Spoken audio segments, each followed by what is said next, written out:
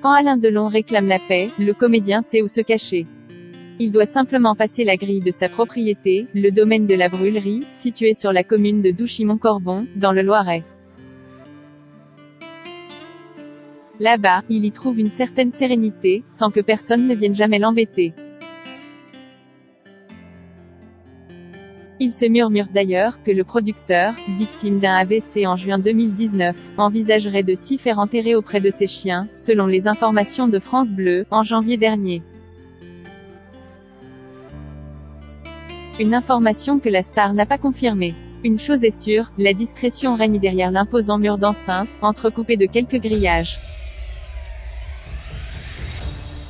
Quand Alain Delon y séjourne, la commune de Douchy-Montcorbon n'en est jamais informée.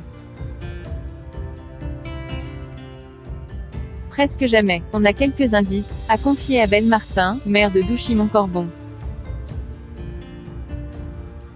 Quand il est là, parfois il se fait livrer son petit déjeuner par l'un des deux restaurants de la commune. Il est fermé en ce moment, mais la patronne vient tous les matins. Cependant, les habitants ne le dérangent jamais. Au contraire, il essaie même de protéger son intimité dans son domaine. Certains visiteurs, toutefois, gardent espoir de le croiser. L'été dernier, Jay vit une Canadienne, devant, elle voulait entrer, mais ça non, on ne peut pas entrer, s'est rappelé l'élu. Personne ne peut franchir le seuil de son domaine privé, comme l'avait titré Paris Match, après avoir pu le visiter, en 2018.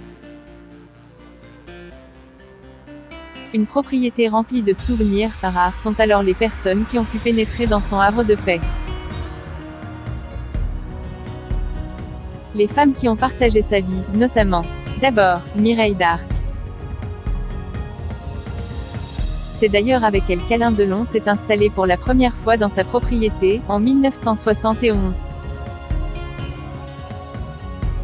Les habitants me voyaient faire mes courses, ils me parlaient, ils venaient parfois travailler à la propriété.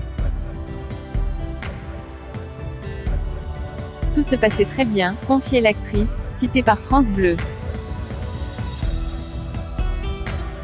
Finalement, elle a plié bagages dans les années 1980, à la suite de sa séparation avec Alain Delon. Une dizaine d'années plus tard, le comédien y avait accueilli sa nouvelle compagne, Rosalie Van Bremen. Il y avait même installé leurs deux enfants, Anouchka, sa fille préférée, et Alain Fabien, a rapporté France Dimanche.